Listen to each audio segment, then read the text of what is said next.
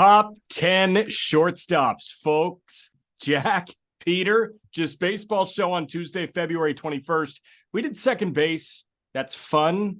Shortstops is better. I'd say, you were texting in our group text earlier today, and you said, well, Jack thinks third base is the best position in baseball. Shortstop is so stupidly loaded, though, because the honorable mentions feel like top 100 players in baseball, right? Top 80, top 100 players in baseball. At third, that's not really the case. I think there's more top-heavy talent at third base, but shortstop, regardless, we're in a really good era of baseball, the shortstop position. Such a good era of shortstops, and a lot of these guys are really young. Like, you will find guys below the age of 25 within our top 10. You'll find guys that are over the age of 30 in our top 10. And the reason I said that shortstop could possibly be a better position right now than third base is because you're right. The third base position 1 through 6 is about as loaded as any position in baseball. And those 6 are arguably top 30 players in Major League Baseball. At least that's right, where I ranked them on my top 100, which is live on justbaseball.com. But this shortstop position has that same feel 1 through 6. Like, when I go through our top 10, 1 through 6, you can make an argument for any of these guys at any spot, but I think the 6 shortstops are easily just incredible and some of the best players in baseball. But I think what separates third base and shortstop is 7 through 10, 7 through the honorable mentions.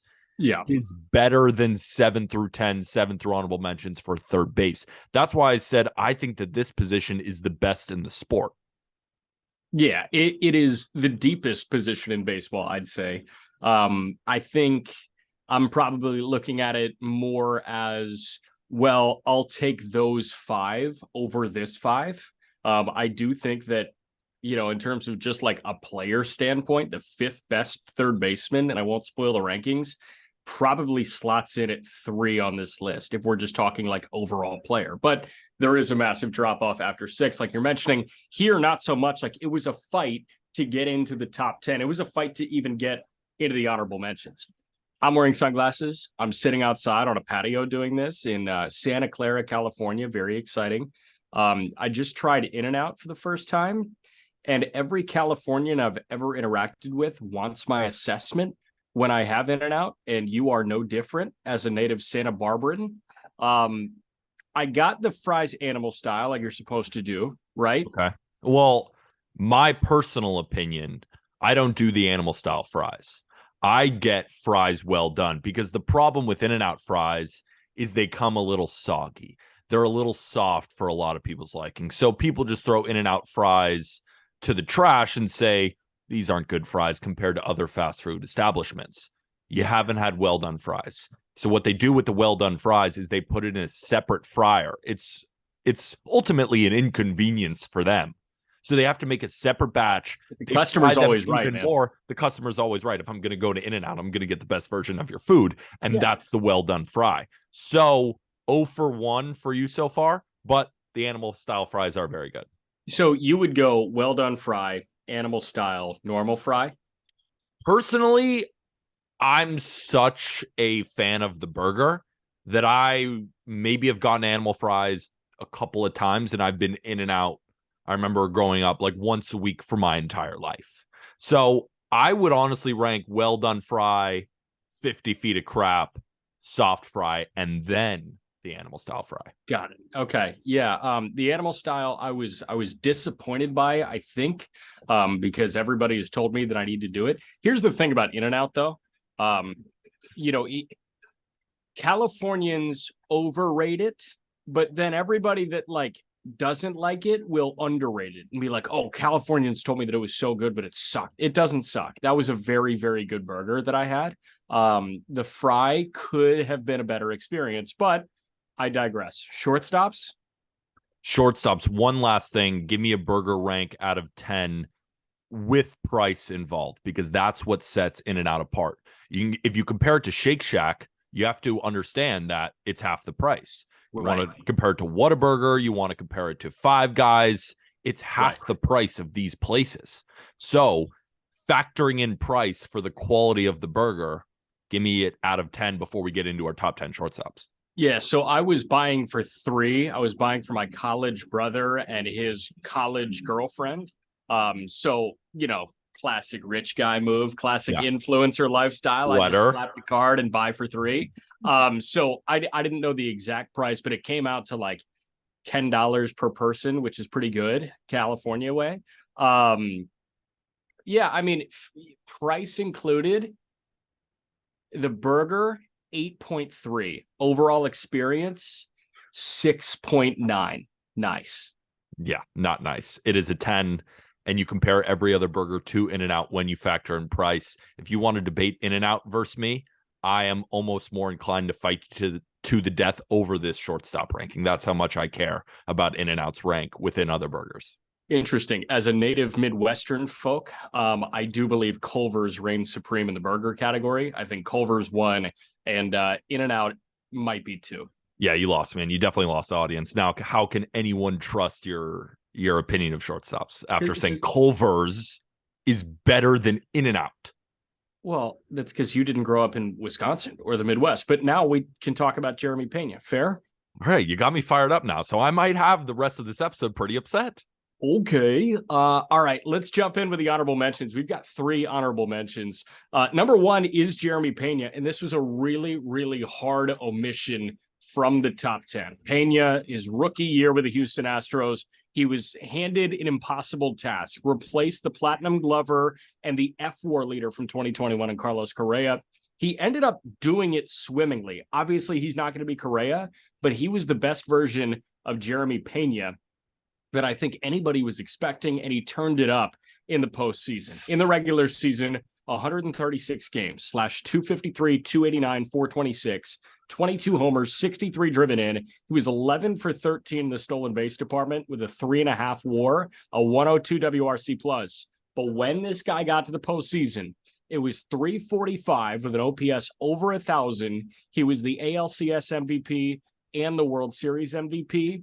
Jeremy Pena, if he's an all-star, is absolutely top 10 on this list by July.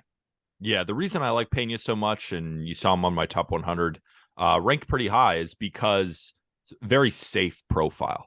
Because no matter what, he's going to give you Gold Glove caliber defense at the most premium position in Major League Baseball. But when comparing him to other shortstops, you find more holes, at least what happened in his rookie year, compared to the guys within the top 10. We love the 22 home runs. We love the 11 stolen bases. He even had a decent batting average at 253, and his zone contact percentage was very solid at 83.6%. So he hits a lot of balls in the zone, but he doesn't necessarily hit the ball that hard, although he can hit some over the fence, but he chases a lot. He strikes out a decent amount. He doesn't walk at all. So when comparing him to other shortstops, you can find more holes, like I said.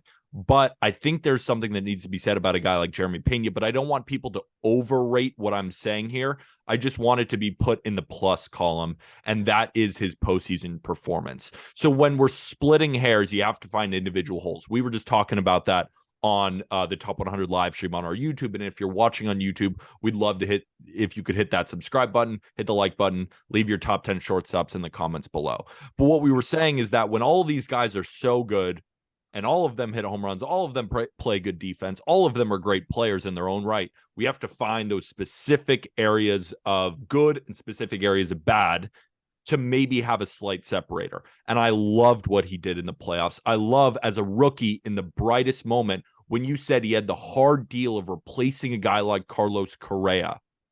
In the brightest moments, he was the World Series MVP in his rookie year. The power's always going to be there, but there's swing decision stuff. There is a lack of taking the slider in the dirt, taking it for a ball instead of swinging for strike 3. There's stuff that he needs to work on, but he was a rookie last year. Give him a second. Yeah, it's a blessing and a curse what postseason success can do for a guy. The only other place where you see postseason success matter as much as the MLB postseason is the NCAA tournament for men's basketball and women's basketball.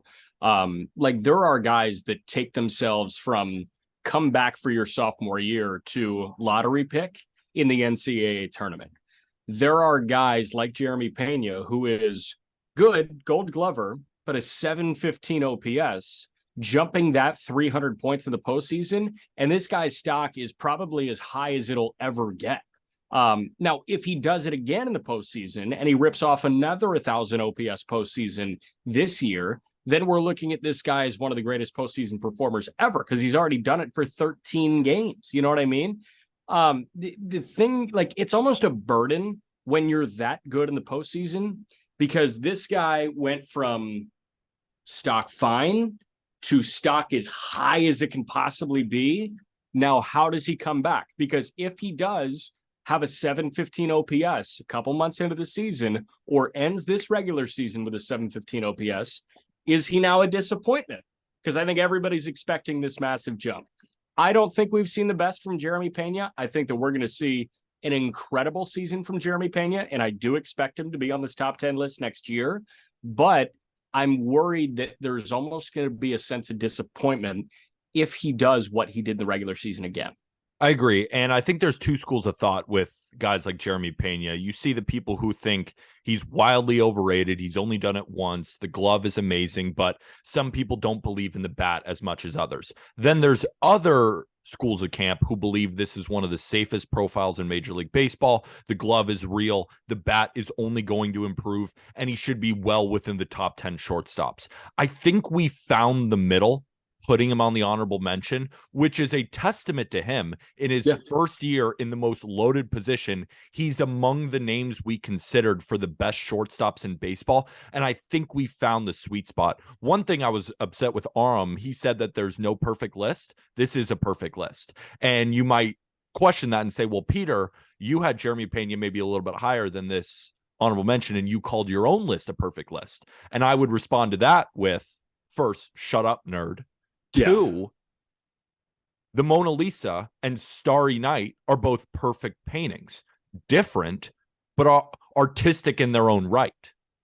What we're doing here is art.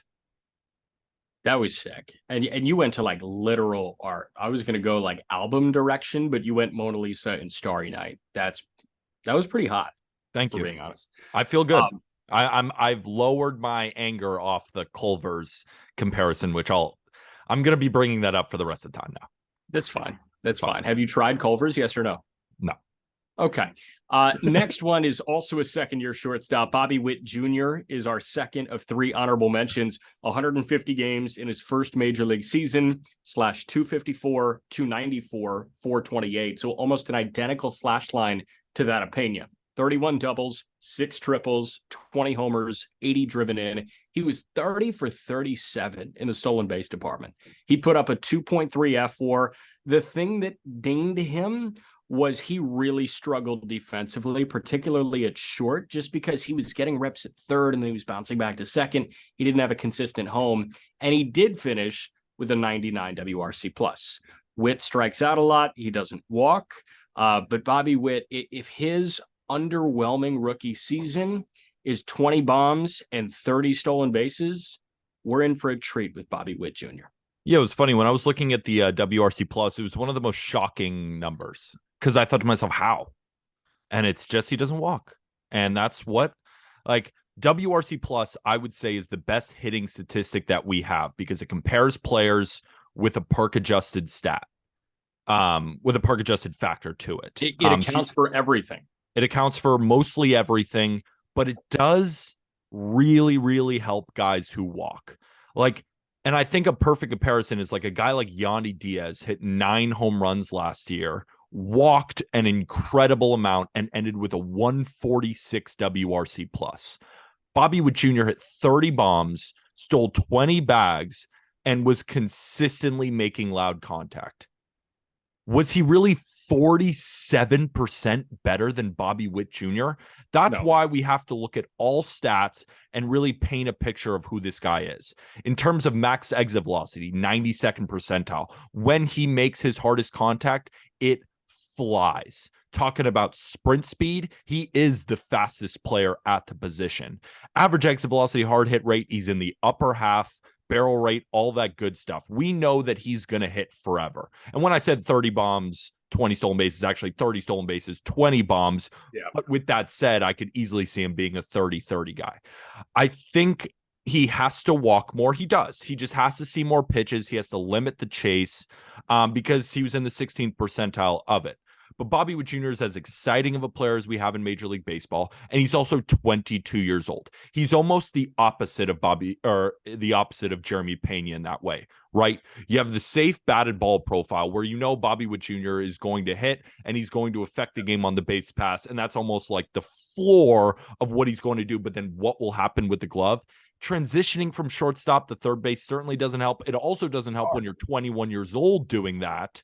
Right. I think once he finally finds a home, he has too much range. He has too good of an arm to really always rate out as a below average defender. So while he was last year, and if you look at the overall numbers, you probably wouldn't consider him a 99 WRC plus and really bad defense. He shouldn't be considered, but it's our belief of what this guy can do with the top prospect pedigree.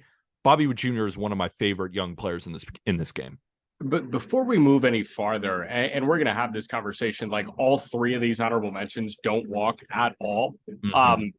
My thing with us saying that a guy has to walk more, it's always kind of rubbed me the wrong way, and I didn't really know how to put it into words until recently when I actually took the time to say, okay, well, why does it rub me the wrong way when we say that a guy has to walk more? We want them to get on base more. Yep. And a guy like Bobby Witt, as a baseball fan, as a baseball watcher, as a baseball enjoyer, I don't really want to watch Bobby Witt walk.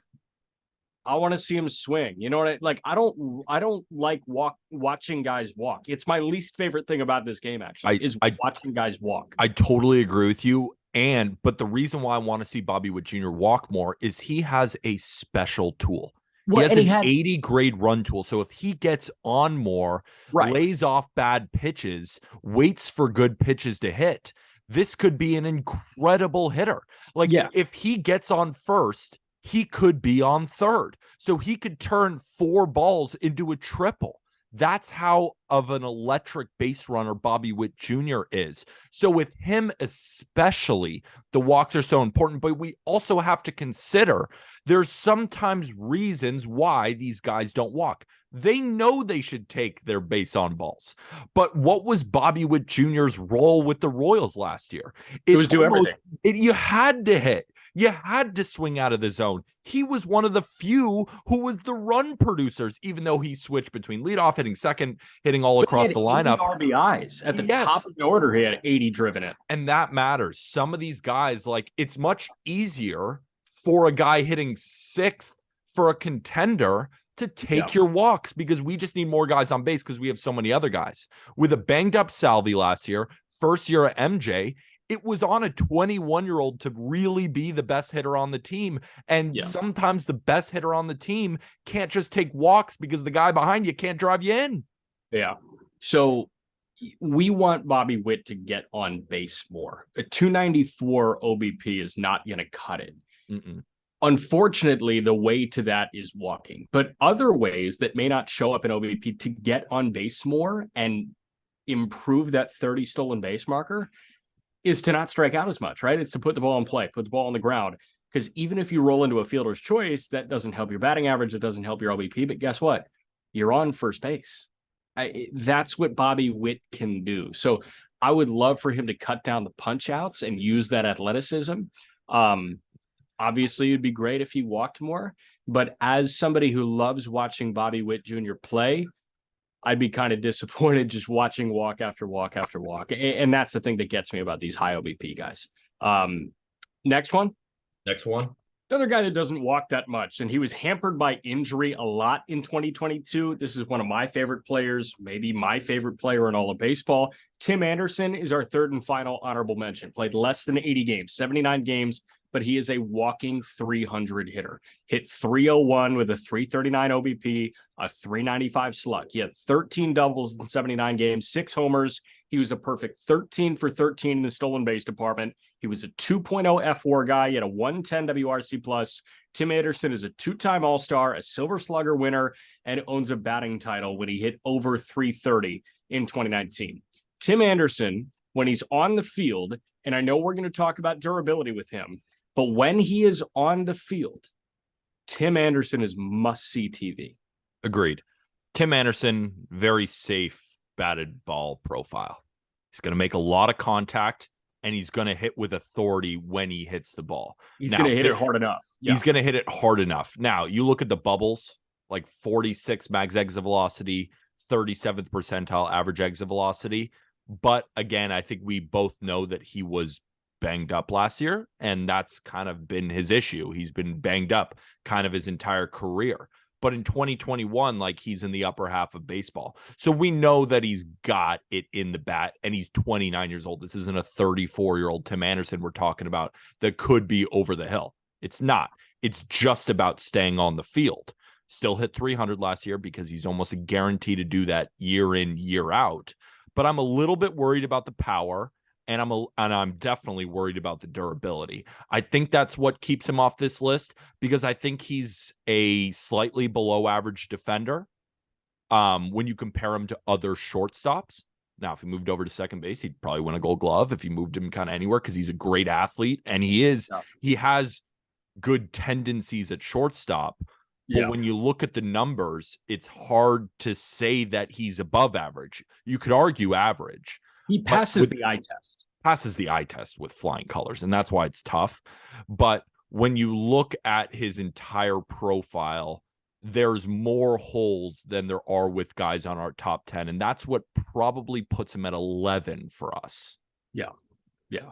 TA is a polarizing player with undeniable talent. Yep. And as a White Sox fan, as somebody that grew up with the White Sox and has watched Tim Anderson come out swinging really well in his major league career, and then goes through a terrible stretch and all of a sudden comes back and is 300 every time he steps on the field in any given year, and I wholly expect him to be a 300 hitter again. I love him. He's, again, one of my favorite players. I ask you, as somebody who is not watching Tim Anderson every day, is, like, not a White Sox fan, like, has no rooting interest in Tim Anderson. Do you like Tim Anderson or do you not like Tim Anderson? Love Tim Anderson. There we go, man. Like, that tells you, and you are a new guard of baseball enjoyer. I think Tim Anderson is one of the best examples of the new guard of baseball and making baseball marketable. Absolutely. But I will say, he'd be a lot more marketable if he stayed on the field. He's played 7 seasons, and he's played over 150 games once. And when you look at the game logs, Jack, he's played over 125 twice, right? No, he's played over 125 twice. I mean, he has a couple of years of 123, but like 79 games last year, 123 the year before. He was pretty healthy in 2020, but I don't know what to do with 2020 anymore. No, you can't do anything with it. 2019, 123. Then he had back-to-back healthy seasons. Then he played 99 games. So the durability, I want to see him. If he plays 150 games this year, he's a top 10 shortstop. I think but if we were to put a gun to our head, which we tend to do when we're splitting hairs, we do that a lot. I'd probably bet the under, and I think everybody else would, which is why he's 11 and not 8 or something like that. I hear you, man. And we get to 10 now. Tommy Edman is our 10th best shortstop in baseball. He was a 5.6 F4 guy, /265, 324, 400, 13 homers, 32 bags, 57 driven in, 7.5% walk rate, a K rate under 18%. He had a 108 WRC plus. But obviously, his jam is defense. 6 defensive runs saved, 11 outs above average at short, 12 DRS, 8 outs above average at second base. He is a consistent platinum glove candidate, and the bat's getting better year after year. Let's pull back the curtain a little bit, because I want everyone also to know that we spoke about this on the second base episode, but if you're just listening now, maybe we have a new listener, search top 10 shortstops on Spotify or something like that. Right. Jack, me, Aram, our managing editor, Ryan Finkelstein, and Colby Olson, our head of analytics, we all came together to make this list. So we have different opinions on guys.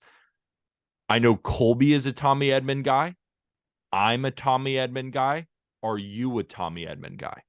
I am. I'm Okay. I'm very high on Tommy Edman. As am I. And I think there's multiple reasons why. Here's something the media won't tell you about. Tommy Edman, by StatCast, would have hit 21 home runs at Great American Ballpark. Tommy Edman hit a ball 113 miles an hour last year. He's got juice.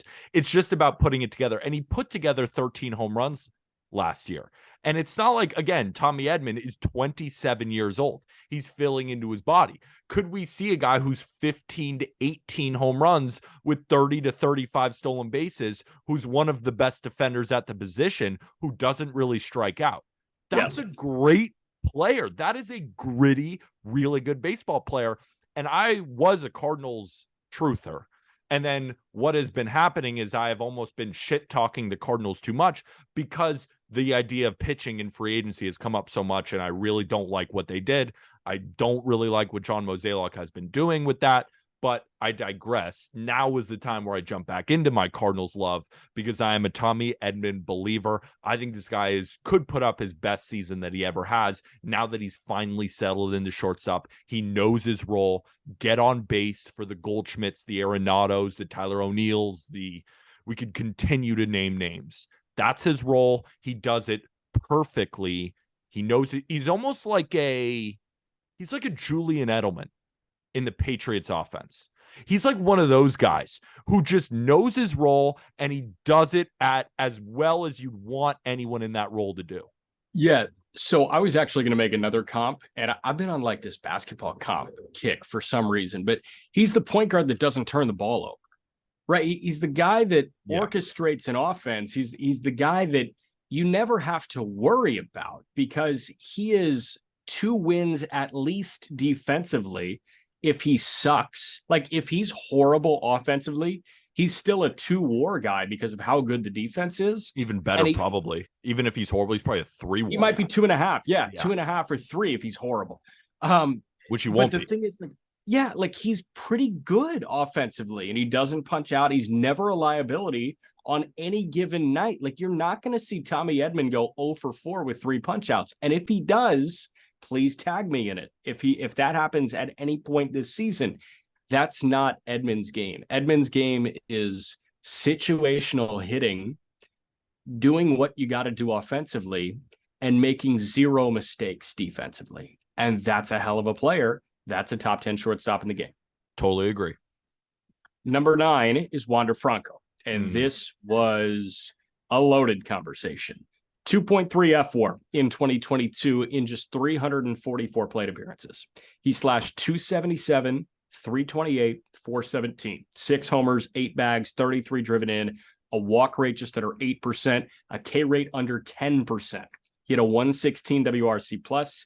He was an average defender when on the field, no outs above average, no defensive run saved. 0 is a lot better than if there's a negative in front of that, and they can be negative for a lot of guys. Wander Franco obviously was the number 1 prospect in the game 2 years running. When Franco's on the field, it's just so clear that he's amazing. He wasn't really on the field in 2022. I think we could be talking about this in a year, and he's number 3 on this list. Wander's like Rihanna. And the reason I say Wander is like the pop star Rihanna. It's hit after hit. It's just when you see it, you know it's one of the best. You get it. We just haven't gotten an album in a really long time. But we saw flashes in the Super Bowl halftime show. When she gets on the mic and starts belting, it sounds like an angel. And that's what Wander Franco looks like. From a profile standpoint, he's probably a top 5 shortstop. And I don't say that lightly because there's nothing he does, even at an average level. He hits the ball hard. He's got a good arm at short. He's got plenty of range. He's got baseball IQ. He doesn't strike out. He takes his walks. He has power. He hits for a good enough average. This is a guy that is 21 years old now. We've seen Wander Franco play 2 seasons. He's 21 years old as we sit here today. Like, we have to understand that with prospect fatigue. It's like a guy comes up and we immediately judge him. But at the same time, we were talking about this on the live stream. Wander Franco at 21 years old could be playing for Florida right now, could be playing for LSU right now. We have to understand that. Like, Dylan Cruz, as amazing as he is for LSU, put him in the lineup today and let's see how he does. Wander Franco, to me, and I think to you too, and to a lot of us baseball people, feels generational with the profile. But the reason he's at 9 is we got to see him do it. Do it. Do it over a full season. Because in 2021, he played 70 games. In 2022, played 83 games. He's played 153 games in his career. We just need to see him do it over a full season. And the fact that we're even putting him at 9, people might think this is too low. But what we are doing and what we value is consistency over a long period of time. Now, when we see guys who feel like special to us, we put them in the top 10, but we also have to be careful because we haven't seen it. We haven't even seen him play 85 games in a season before. So 9 is perfect. What a spot for him. Props to us. Perfect. No notes. Wander Franco is the type that can hit 330 with 20 to 25 homers. Exactly. That's Wander. And steal bases and be a great defender. Like, that's incredible. Batting title 2020 and good defense. You don't come around that often. You don't. Ever? With power and great base runner. Ever. Yeah. You don't, maybe sometimes, not ever, but I know what you're saying. Batting title, homers and bags, good defense. You don't come across that often. He's got more pop than Trea Turner. He's probably a better defender than Trea Turner. Yep, he is. He's not as fast as Trea, but he can still get his bags. Yeah. No, you're preaching to the choir here. Yeah, I was a guy who wanted Wander higher, but I understand we got to wait. You got to wait. You got to wait. Number 8, and this was a hard one. 7 is where it's cut and dry. There's a hard line after 7. 8 and 9, I was okay with Wander at 8. I am fine with him at 9 because Willy Adames is at 8. And Adames did play a full season, 620 plate appearances. He put up a 4.7 F4 / 238, 298, 458. The slug came out in droves for Willy Adames. 31 homers, 98 driven in, swiped 8 bags, walk rate at 8%, K rate in the mid 20%. He had a 109 WRC plus. He was an excellent defender at short, 9 defensive runs saved, 10 outs above average. Adames went from damaged goods in Tampa, and you need to clear space for Wander Franco, so you ship him off to Milwaukee, to right there neck and neck on this list between Wander Franco and Willy Adames. And it's the more veteran guy that is coming off of a full season at a hitter-friendly ballpark that gets the edge. Here's what I needed to do when I was thinking about where Willy Adames should rank within our top 10. Everyone, close your eyes. If you're listening to the Just Baseball Show, close your eyes. Jack's closing his eyes right now. Yeah. If I told you there is a 27-year-old shortstop who hits 31 home runs and is one of the best defenders at the position, at a position that is loaded with incredible defenders, that makes you think. That makes you think, wow, he's even better than I thought. But it's the name Willy Adames. It's the struggles with Tampa. And yes, he plays in a hitter-friendly ballpark. We know that if you look at StatCast, there's a lot of parks where he'd be a 20 home run guy. But there's other parks he'd be a 33 home run guy. So I'm willing to say if Willy Adames is going to be a 260 hitter with a 780 OPS who gives me 25 to 35 home runs and plays incredible defense, that is one of the best shortstops in baseball. And that is the 8th best shortstop going into the year, because it's clear he's found something, right? He's found the power stroke. He knows what he is now as a hitter. I'd like to see him take more walks. But again, his role in Milwaukee's offense, now that Christian Yelich has kind of taken a step back, they don't really have many other big boppers in the lineup, especially now with Hunter Renfroe gone. Come on, man. Rowdy? Yeah, Rowdy. He's Give me got Rowdy. to be the power guy. So you're probably not going to see him just take a bunch of pitches and get on base and maybe have a better WRC plus when it's all said and done. He's got to hit homers for these Brewers, and he can hit them. He can really hit them. I like Willy Adames a lot, and I think it's just about realizing what the profile is. It's a 30-plus home run guy who plays some of the best defense in the sport. That's a really, really good player. Yeah, I think adding William Contreras is going to help out with the protection, and that's another homer RBI guy that can help out with Willy Adames. But I mean, let's see it. Yeah, but dude, he was a nice night away. Like he was, a bloop single with runners on second and third away from an 100 RBI season.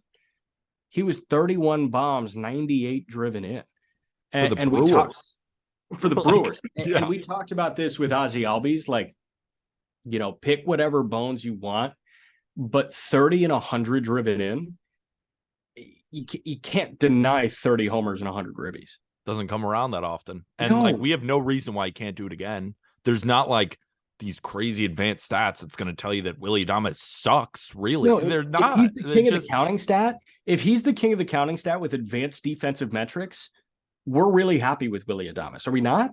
No, I'm really happy with Willy Adames. Now you could look at for example, like he hit the ball really hard last year, and like all of his X stats point to this is like what he did. Like this is what he is now. If he hit 238 last year, I'd like him to hit 250, maybe 260 is a little bit much, but I think he can do it because he's only going to get better. I don't think he gets worse now that he's just more settled into Milwaukee. He knows his role now.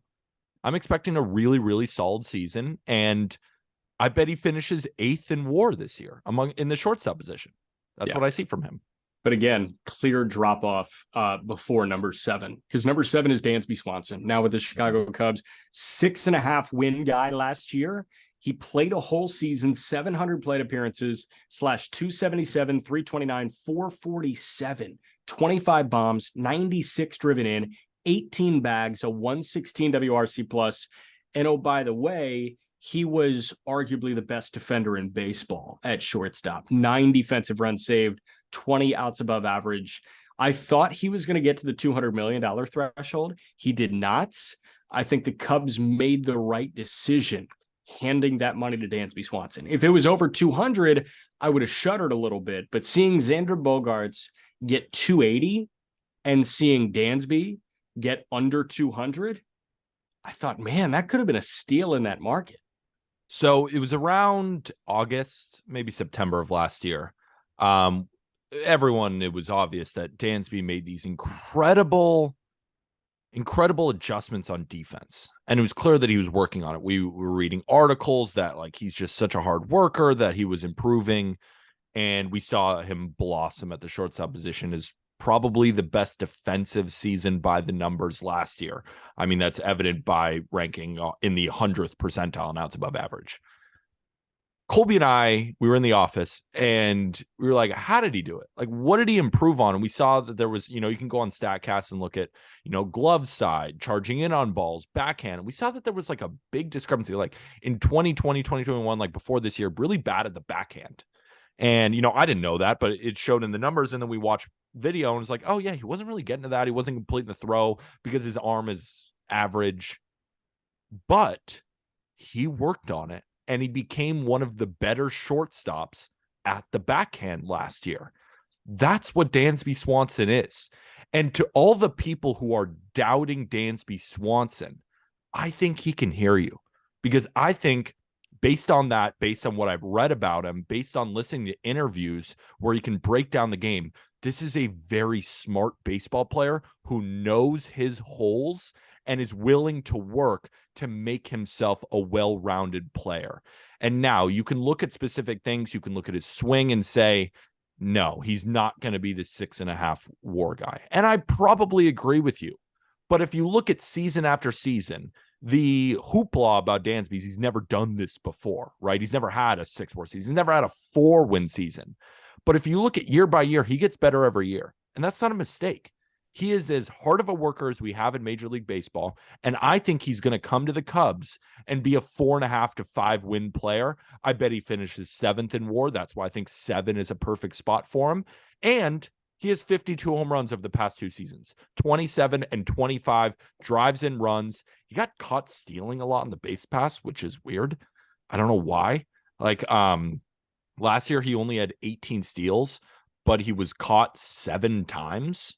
And he's not normally a guy that's, I mean, he's been caught stealing before. It's not like he always has the best, but I like him running more. If he can be a 25 to 30 home run guy who steals 15 to 20 bags with a near 775 OPS with some of the best defense in the sport, that's the 7th best shortstop in baseball. I think it's a perfect spot. Again, props to us. In a Gold Glove caliber defender at short. So that's the Dansby thing. Like, few guys were going to make Nico Horner move off a short. I think if they signed Bogaerts, like, they probably would have had Bogaerts play third because he wasn't a better option at short than Nico Horner is. But Dansby Swanson is a better option defensively than Nico Horner. And you just created the best defensive middle infield in baseball, bar none, especially with Bellinger in center. I think the Mets can compete there with McNeil and Lindor, but I agree. Defensively? Yeah, because Lindor's the best at the position, I think. I think Dansby's 2. And then I'm excited to see Nico. He might be the best at the position. Second base. Yeah, so, and then McNeil's top 5. So it's splitting hairs. I agree with you. They're the best defensive up the middle duo. I just want to see Nico at second full time. Yeah. Only knock on Dansby is he strikes out a lot. He's over 25% with the K rate, but you know what? It's part of his game, and there's so many other things that he does well to counteract like a higher K rate. Exactly. Number 6 is Bichette, 4.5 F WAR for the Blue Jays. This is really hard because he's not a good defender at short at all. Like, you could argue he is a terrible defender at short, relatively speaking, but he hit 290 with a 470 slug, 24 homers, 93 driven in, 13 bags, a 129 WRC plus.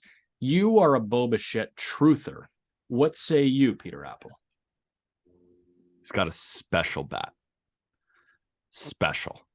Like, I think he is a Hall of Fame level shortstop bat. Now, will he be a Hall of Famer? I'm not so sure. He's got to clean up the defense. Will he play enough to accumulate the counting stats? I don't know. It remains to be seen. But when I watch Bichette play baseball, there are few hitters in the AL East as a Yankee fan, when I watch American League Baseball, when I watch Major League Baseball, that I'm more afraid of when Bichette comes to the plate. He can hit anything. Fastballs in, sliders away, anything. My one critique of Bichette is, damn it, play some defense, because you are such a special hitter. There are so many times where he fields a routine ground ball, everything feels fine, and he bounces it to Vladdy. He throws it over his head. He boots a ball. It is infuriating to watch, and I know Blue Jays fans, to their core, they see the potential in Bichette as a hitter, and it's just like, dude, can you play some defense? Because it's not like we're going to take you off the position because the bat is special, but the bat is special. He's a 300 hitter in my mind. Now, he's been 290-ish, all the expected batting averages that are in the 290, 311, 301, 298, 290. That's been his last 4 years in the batting average department. He's been an 800 OPS guy every single season. He takes his walks. He gets on base. He had 43 doubles last year and 24 home runs. 43 freaking doubles. Yeah. This guy is a hitting machine. 91st percentile average exit velocity, 94th percentile on hard hit rate at 6 foot 190. He has special hands. His swing is a little bit unorthodox, but he's just a freak talent. And the son of Dante Bichette, he's got the bloodlines. Like, at 24 years old, he's as exciting of a hitter as we have in the American League at that age. Yeah, I don't have that much to add on Bo, because defense is like the glaring thing that It that sucks. holds him It back. needs Like to be it's better. really bad. Apparently, he's made a concerted effort this offseason to get faster, to get more agile, and he has said that he wants to steal more bases. So if this guy is a 290 hitter with 25 homers and 25 bags, I mean, sign me up. And 40 Um, doubles. yeah, and 40 doubles. Like, so I've heard from minor league announcers that like follow the Blue Jays trail, that Bichette and Vladdy, when they were coming up like in lockstep, the sound off their bat was different than like anything they've heard in years, Agreed. because it's that crazy. And Vladdy gets all the love in that regard, but Bichette should be getting some of that love as well. I agree. Like, I think Bichette is, Vladdy gets all the shine, deservedly so. Vladdy is a better hitter. Yeah. Bichette's right there. And Bichette's Yeah. 24. Bichette is 24 Smooth, years man. old, ladies and gentlemen. You say his swing is a little unorthodox. Like he's just smooth as hell, though. So smooth. And the barrel stays in the zone for a while. Yeah. It's He's just got like sick hair. he's gonna hit forever. He's gonna hit forever. And like, Yeah. It might be a Bogaerts type progression in his career. Be, like, and he may move off, but he can hit. If he, I think if he shores up the defense, has second best shortstop in baseball potential. That's what I think. Like in the Trey Turner, we're going to get to it in a minute, in that kind of category, because the bat is that special. It's just, can you play some defense, please? Can you play some defense? Can you throw the ball over to Vladdy, please? Throw it. I don't care if sometimes you boot the ball. Eliminate the throwing errors. Yeah, 100%. All right, top five. Corey Seager, 4.5 win player, man. He's the number 5 shortstop in baseball. Peter was overruled. He is team Seager over team Correa. We'll get to Correa at 4, but let's give Seager his flowers right now. 660 plate appearances first year with the Texas Rangers. Hit 245, just a 317 OBP, but the slug was there. 455, 33 homers, 91 driven in, 15.5% K rate, walk rate near 9%, had a 117 WRC plus. He was fine defensively. -4 defensive runs saved, 4 outs above average. Corey Seager, you're expecting him to truly become that $325 million man. Yeah. You eliminate the shift, and he's one of the most shifted on players, and has been on the forefront of guys who you look at the stats and you say, eliminate the shift and he should get much better. There was a lot of base hits to the right side of the field that the second baseman grabbed up. There was a lot of low liners that the second baseman playing in shallow right field gobbled up. He was back-to-back 300 hitter, 2021, 2022. Back-to-back seasons of a 140 WRC plus or higher. No, he was a 245 guy in 22. No, in 2021 and 2020. Excuse me. Okay. Yeah. Yes. But like, that's what he's got. World Series MVP. And in a down year, he hit 245 with 33 home runs. I think he is going to unload. Super, super low BABIP. I think that gets higher with the ban of the shift. If he gets back up to that 300 BABIP, he gets back up to 280 average, which he can definitely do. He's shown it before. And he's 30 to 35 home runs. And he's 100 driven in. And the defense gets better. This is a 6-win player. And I think he could be in the conversation for the MVP. I would have him above a couple of guys on this list. I got overruled. But at 5, like, we're splitting hairs. I love him as a top 5 shortstop. Yeah, I mean, we can immediately move to 4 because this is the conversation, right? It's Seager versus Correa. Even in free agency, you were team Seager. Aram and I were team Correa. We're still team Correa, even with the leg thing that apparently is just blacklisting Carlos Correa for Major League Baseball. But he was a 4.4 F4 guy. Played pretty much a whole season, missed a little bit of time. Hit 291, 366 OBP, 400 slug, 22 homers, walk rate over 10%, K rate just a smidge over 20%, but he was a 140 WRC plus. He won the Platinum Glove in 2021. He was average advanced metrics wise in 2022. Don't give a shit about that. He's one of the best defenders at short in all of baseball. I think everybody knows that. He has, aside from O'Neal Cruz, probably the craziest arm that I've ever seen live. bazooka arm. It's insane, dude.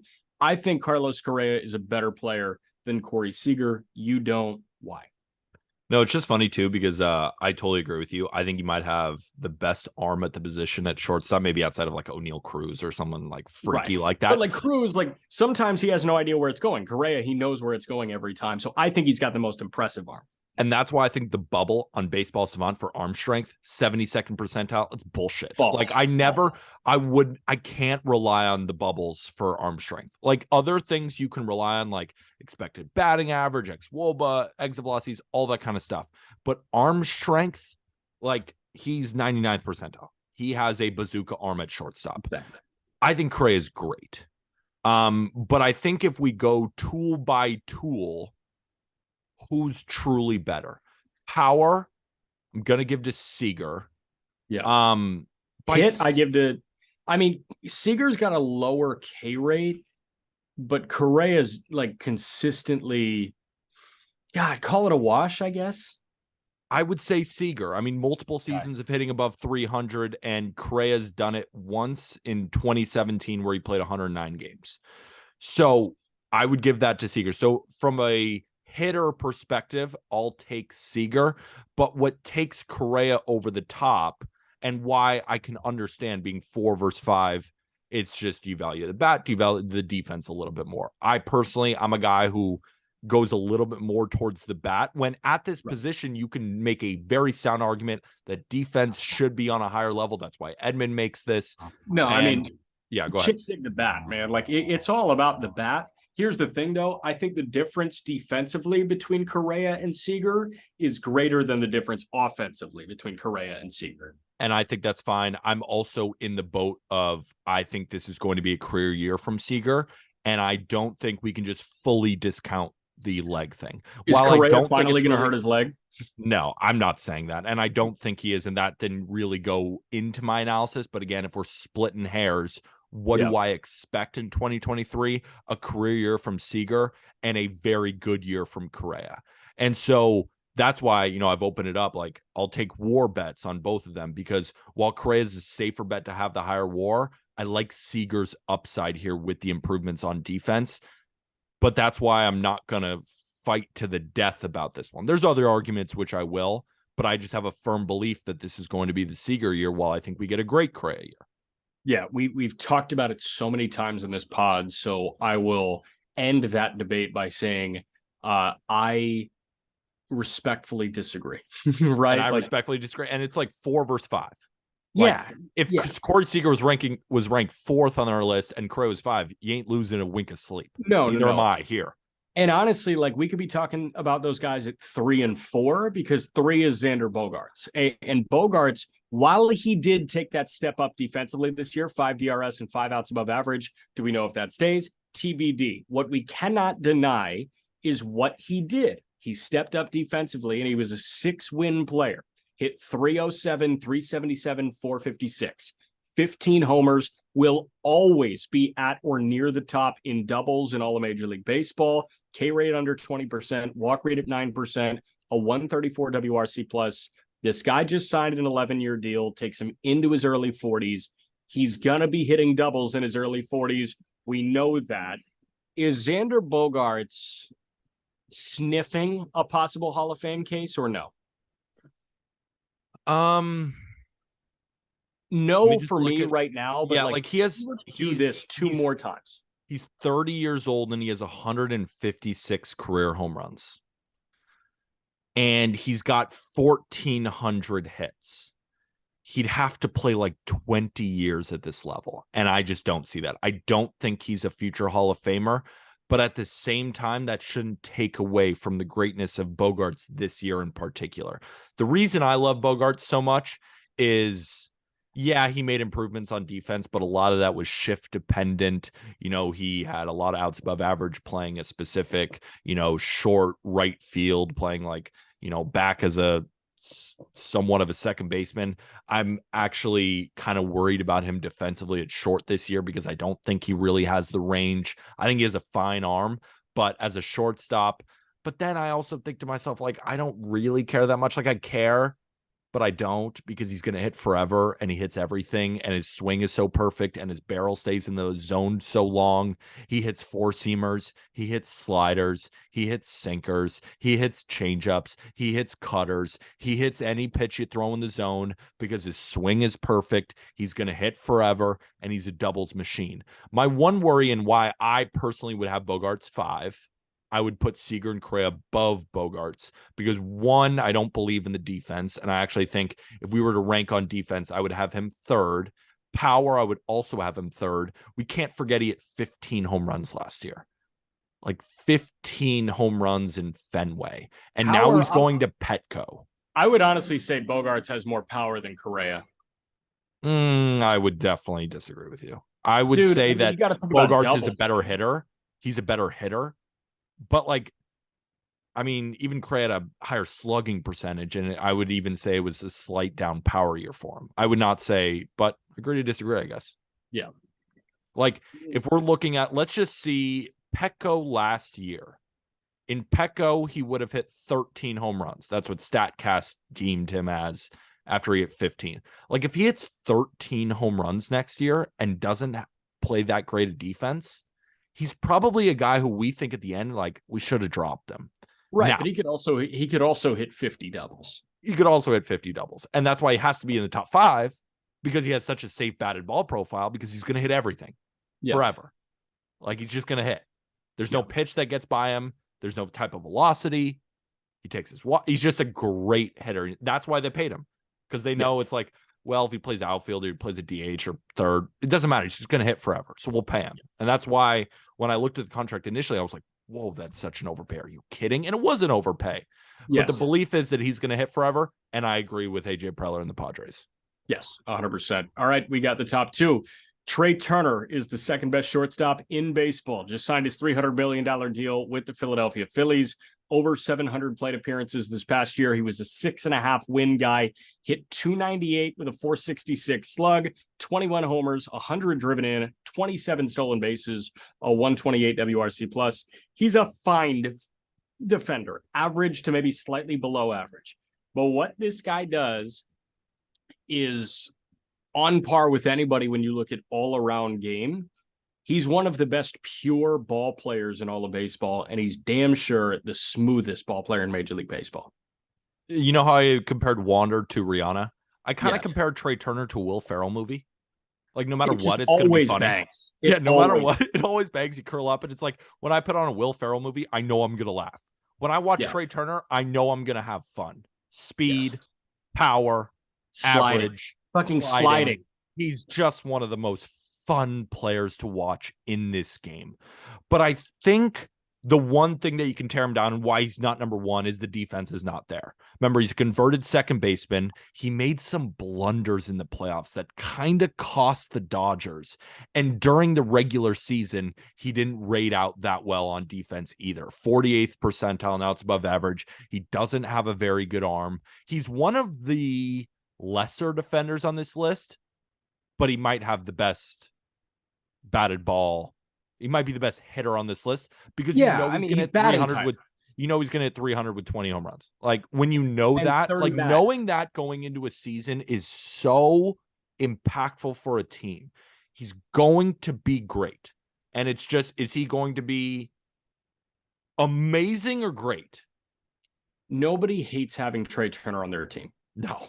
And that's why I got paid a ton, because he's going to be awesome. He's just going to be awesome. And it's just, what level of awesome do you get? Do you get pretty awesome, or do you get unbelievably awesome? I got to be done asking you Seager questions, but like, do you feel more comfortable giving Seager $300 million or Turner $300 million? Well, different ages. That's why. It's like they were different ages when they signed. Seager was a little bit younger, and if they were both 29 years old right now.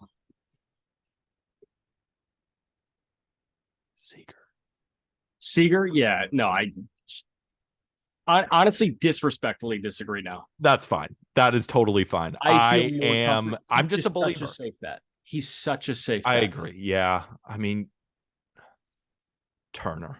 The right answer is Turner. My belief That's just what I want to shine through here is for Seager, but the Your right stupid answer is Trea poo-poo Turner. bias. Your poo-poo bias is Seager. It's incredible insight by me. Incredible. When we get to a 6.5 WAR season for Seager, we'll again have this conversation, and I want an apology.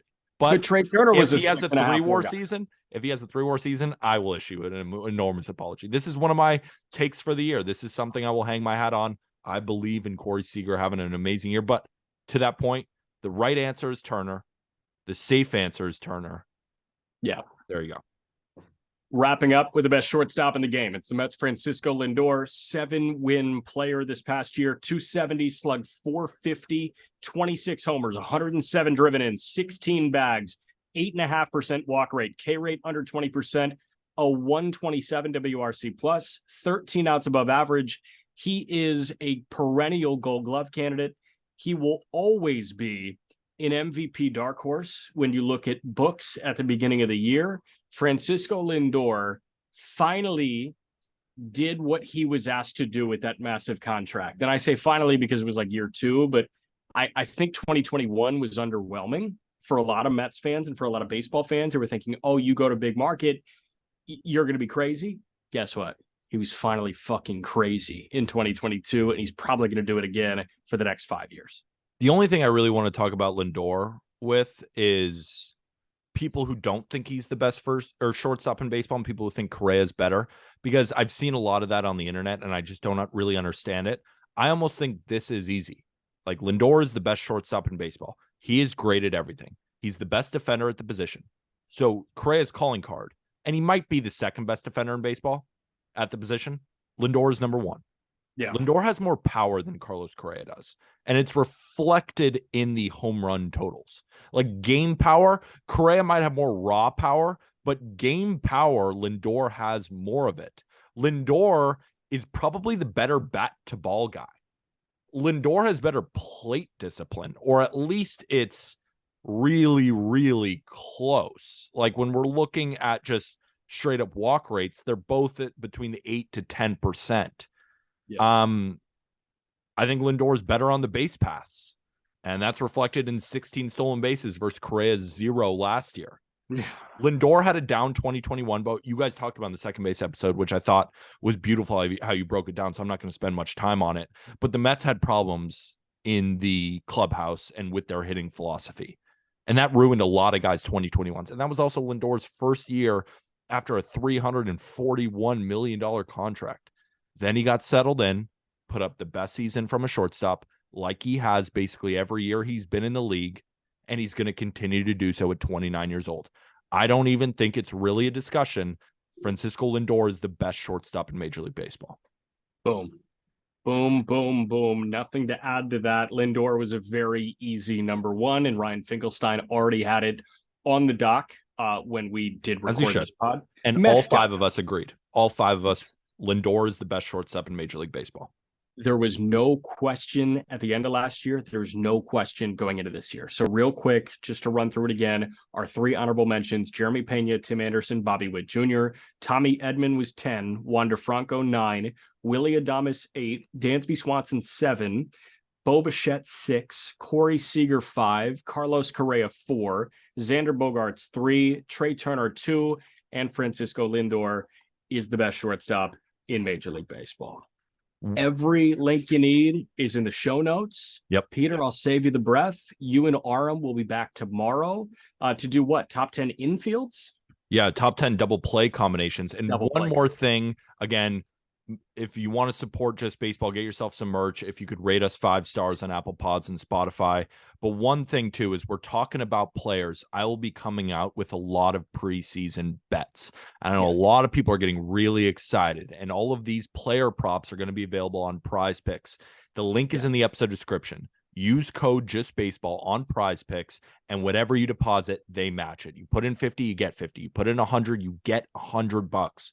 If you could use free money, and we're doing so much research, and transparently, it helps us out too. Yeah. Make sure to use the code Just Baseball when you download Prize Picks. Even if you're not a bettor, it could be fun to sweat out our season long. You put in $10, you get $10. You put that free 10 on the season long, and you just root it out with us. It's a really fun thing, and it helps us out.